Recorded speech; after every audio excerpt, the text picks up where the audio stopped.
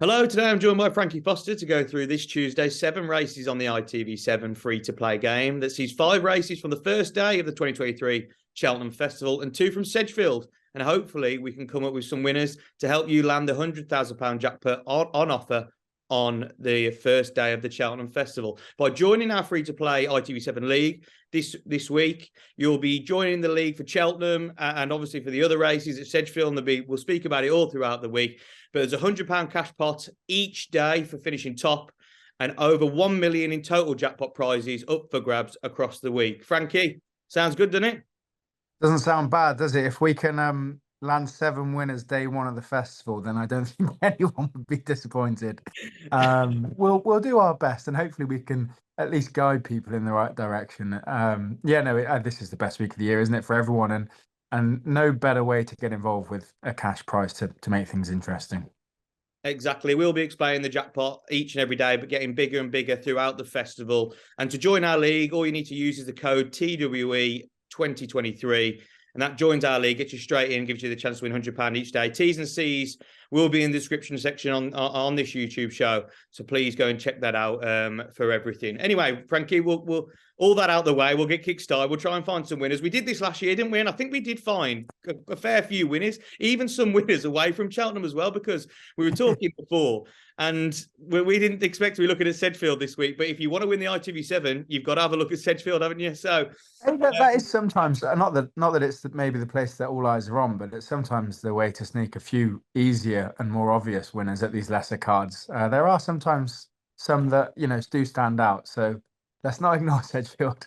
Definitely. Anyway, we'll start at Cheltenham, and the first race on the ITV7 on Tuesday is the Grade 1 Supreme Novices Hurdle at 1:30. Look, we've talked about Cheltenham, but only what we're recording on Sunday is only 2 days before the festival. Who are you going for in the ITV7 on Tuesday, Frankie, in the Supreme? I've got to stick with what we've all talked about this for a long time, and I've got to stick with what I've been saying for a while now. This is wide open. Maybe this is not the best idea in an ITV7. I've been playing this from a price perspective, and it doesn't matter the price, we just need one to win. But I'm just taking the chance on high definition completing this race because he's such a strong traveller. Yes, he has to jump his hurdles, which he hasn't done the best job of so far. But if all things come together, I think the way that this horse can travel, if he can go from the front, get a bit of a lead, the way that he'll finish his race with some speed, I'm just hoping that he jumps. JJ Slevin gave me another vote of confidence saying that when Facile Vega blew out, he didn't think they were going too quick, or at least he didn't feel like his lab was in trouble. He just didn't jump the hurdle properly. So it's a bit of a long shot, but in a wide open Supreme, stranger things could happen. Yeah, the Supreme is seriously wide open. It's all about high definition jumping. If that horse can jump, is a Group 1 placed on the flat, running loads of Group 1. So he's got a lot of talent. So hopefully he can do the job for you. Or if not, Marine Nationale can do the job for me in the ITV7. Look, all the rain that's supposed to be coming at Cheltenham has been coming, that's turned the ground soft. Probably won't play to the strengths of this horse, and it will to others. But he has won on soft ground. He obviously won in the Royal Bond when last seen. He has been off the track since then. And there isn't a great record of horses not having a run closer to the Cheltenham Festival. But if you look at what Barry Connell says and what he's done with this horse, he had a lot of runs on better ground through the months that aren't really seen as national racing in your Mays and August time. But this horse has had a tough campaign then, been sent off in December when I won the Grade 1, been kept fresh since. I would like it to be a bit better ground, but personally for me, Marine Nationale, I think he's the one with the most potential out of what we've seen of what could come. The form of that race in the Royal Bonds worked out quite well. Astro Diamonds come out and won a Grade 3 mares hurdle. Obviously, Chant Carley went to Lawlers and Nace and won that. Irish Point's gone and won today. We're filming on Sunday. He's gone and won today at a short price. So look, I know we've been talking about what's better from a price perspective. He's 4-1 in the market behind Facile Vega, but I think I'd like to be taking on Facile Vega, and the one I want to do that with is Marine Nationale. So they're our first selections in the Supreme for the ITV7. Right, this is where it gets good. We're going over to Sedgefield. And the first race from Sedgefield on the ITV7 is the 150 Novices Hurdle over 2 mile 1 furlong. Frankie, like I said, you wouldn't expect to be able to look at Sedgefield, but if you want to have a win in the ITV7, you've got to. So who are you going for? Yeah, hopefully it's well named anyway. Chase a Fortune, and we are chasing a fortune, aren't we? So that's going to be my selection. The one with more experience, won well last time out when odds on. has ran its best race on soft ground, a third round cat trick to, or its best RPR anyway, to 113. I just think experience should prevail here. The danger for me probably be Hafa Soleil, who should improve for first start with new trainer. But yeah, the more experienced, hopefully the best horse, and the one with a bit of form on soft ground. Yeah, there was two in this race. I had to pick between. It was either the one you've gone for, the one I've gone for, and the one you were worried about is the one I've gone for, Halfa Soleil. This horse just looked to need his first run over hurdles under new trainer Mickey Hammond when last seen, obviously coming over from France. But you actually watched that race back. He was beaten less than 10 lengths, and I think he'll learn quite a lot for the experience. That run came on good ground as well. If you look at his time in France, he was winning races on soft, heavy ground where his best runs came from. He's going to get soft ground on Sedgefield on Tuesday, back to a more suitable distance at 2 mile 1, not 2 mile 3.5, where he maybe didn't get home. I thought he could go close, and I thought he would be the one for me in that race at Sedgefield. Right then, back over to Cheltenham with another massive clash. And obviously we've discussed on other preview shows, but for the ITV7, it looks to be, doesn't it, in the Arkle at 210 out of El Fabiolo or John Bon. I think a lot of people playing the ITV7 will be having to make this choice to pick between the two, unless you want to go for a more one out of a road price. But Frankie, who are you going for? Because it's tough to choose out of them two, isn't it?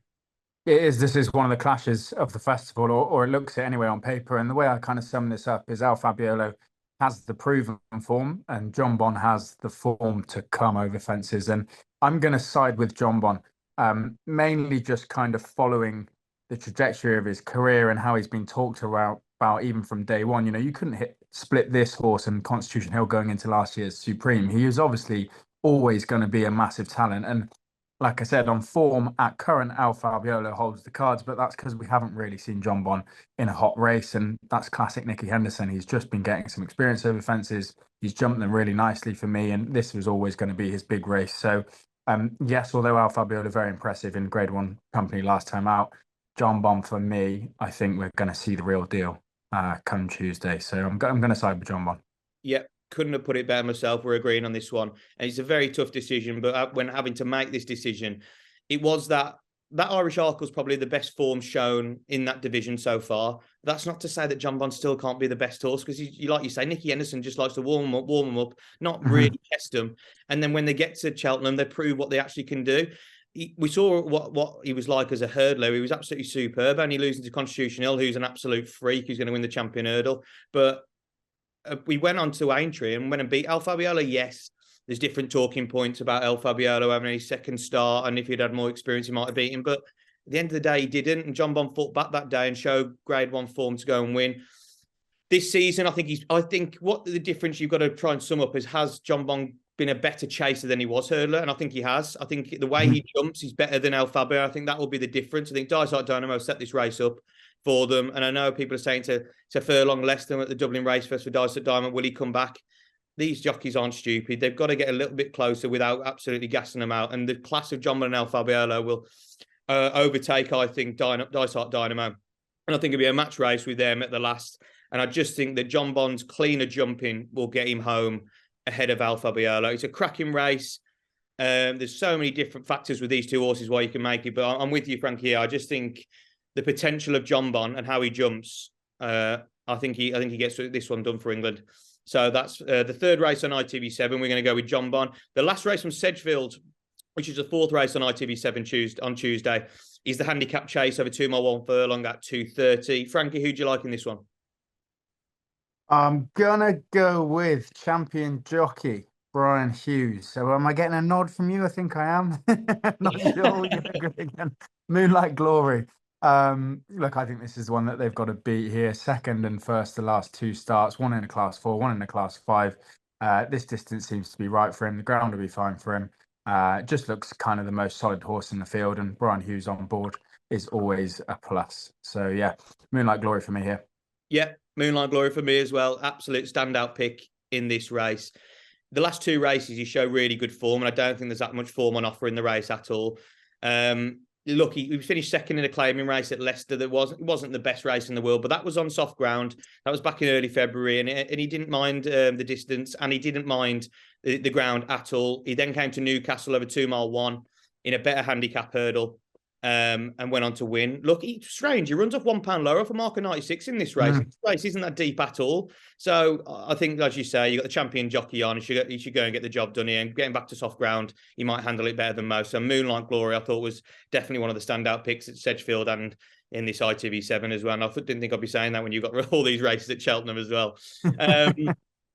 Right, back to Cheltenham then, and it's the Ultima. This is a really tricky one for every punter, and definitely be one for people on the ITV7 trying to find that winner, because it's normally a bigger price winner that comes out the field. Obviously, Correct Rambler's been backed into favouritism over the last few days, only up £6 from his win in the race last year. Are you going to go with Correct Rambler, or are you going for something else in the field? I'm not, but we're not talking prices here, but as a bet to nothing, Correct Rambler, it looks a very solid each way bet if you wanted to have a bet outside of the ITV7. Again, I'm going to stick with selections that I've kind of been following through for the last few weeks. Nasalam for me is really interesting. Now, you've got to be brave to side with this horse because he hasn't yet ran over 3 miles, but he's shaped like he will stay. The last twice, he's put in some great performances at Cheltenham. Both times, in my opinion, staying on nicely up the hill. He was 6th once, but if you watch it, he made a bit of a mess of, I think, 3 or 4 out, and then still stayed on. And then the last time was closing all the way to the line when finishing 3rd in a hot handicap. So Nasalam, I'm hoping they've saved his best form for what they think will come over 3 miles, and therefore he might still have a little bit in hand with the handicapper. I think Nasalam's got a huge chance as well. I think the step up to 3 mile 1 will absolutely be the making of him. If you look at his runs over 2 mile 4, he's always looked to be staying at the end of his races, hasn't he? So definitely a good shout there. Like you say, when you look at the ITV7, you've almost, it's not really the way to bet from if you're betting with prices. You've got to take the prices out of it, haven't you? Because they mean nothing really, because you're going to go and win the jackpot. And that's why I think Correct Rambler is your safest option in this Ultima, because I just can't see it not running a big race. Last year, for Lucinda Russell won this race, like I said, off £6 lower. But if you actually look how he won that race that day, he used everything to get there. How Derek Fox got him home, I'll never know. But when he got home, it was like, why is this took so much judging up to get home? Because he won barely easily. So I don't think the £6 will be all that different to him. He was a really nice novice last season, and he's carried that on this season. But if you look, he's been raced less this season. I think he's been plotted for the Grand National, but I think he can go and win this on the way. Obviously, he went to Carlisle for his first run this season. That was over 2 mile 4. He doesn't want that trip at all. That was just a jog round to get him fit. He then went to the Coral Gold Cup and finished a really good 4th behind Lamilos. That's a cracking run, and I think that's strong form as well. Obviously, remastered seconds come out and won. He's in this race as well. He was dropped £1 for that 4th, and off 146, I think he's got a massive chance. Like you say, he's a bet to nothing outside this with your prices. So I think you can. There's some firms offering 8 places, 7 places.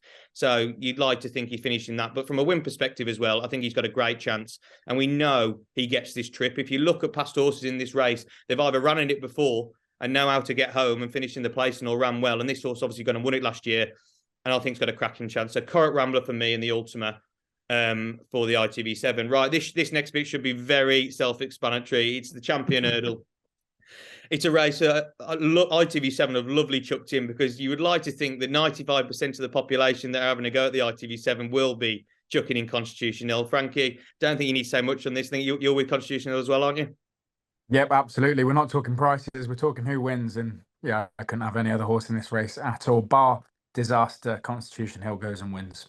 Yeah, absolutely bang on. I think he's going to land another grade 1. He's going to prove to everyone that he doesn't need to prove anything, but he's going to go and prove again just how good he is. And I don't think he's lost. I don't think he's won by less than 12 lengths in any of his races. I'd like to see if he can go and do that again. Look, Stateman's a very good horse. Vauban's a good horse, but they're not in the same league as Constitution Hill. And like you say, 1 to 3, 4 to 11, doesn't matter in the ITV7. Shove it in, and it hopefully. At least we know we'll have one winner. Yeah, well, if we don't jinx it, but he's barring disaster. If he's the only horse that's going to lose the race for him, isn't it? Yeah, and he hasn't showed anything to date that would make you think like he would. So, Constitution Hill for the both of us. Then, right, the final race, probably the best renewal of the Mayor's Hurdle we're going to see. Over the time the race has been at the Cheltenham Festival. This year's is serious. You got the likes of Brandy Love, Love Envoy, Epperton, Marie's Rock, and then the Queen of Racing, Honeysuckle, looking to go out with a bang. Very tricky to end day 1 at Cheltenham on the ITV7, Frankie. So who are you siding with? Oh, it's impossible. I could give you a different horse each time you ask me, if I'm honest. There's so many with a chance in here. It's a fascinating race. And I think for that reason, similar style to the Supreme, when it is wide open, I'd like to just take my chance a little bit on something that could happen. And that horse for me is Brandy Love. There is talent there. Well, I mean, all these horses are very talented, but there's still that slight feeling that there's a lot more, or there is more to come from Brandy Love that maybe we haven't seen yet, and we definitely haven't seen, obviously, at Cheltenham. She's the only horse that's beaten Love Envoy, who's also well fancied. She's won on testing ground before. She's been bought by the Donnellys ahead of this. Yes, third last time out, but that was never obviously the plan to really go and win that race. It was just to get her racing ahead of the festival, which will be the target. So, yeah, wide open field. And again, I'm just taking a bit of an optimistic view of Brandy Love as we play the ITV7 rather than maybe a pessimistic one that might look for more rock solid form. No, I think Brandy Love's got a cracking shout. Obviously, she's got to come on from a last run, and I think she will massively. And going left-handed now is going to be the complete difference to her, because the way she goes right-handed, she still shows a lot of potential, but she jumps so far out to her left, doesn't she? I think going that round left-handed will be the making of her. And I think she's very much fresher than a lot of these horses, so she's got a big chance. Although I'm making a case for Brandy Love there, Marie's Rock's a solid one for me in the ITV7 game. It was very undecided whether she was going to go for the stayers, whether she's going to go to here. I think the soft ground, with all the rain coming down, is probably the decision for them. She is a horse that's just gone from strength to strength over the last year, 18 months.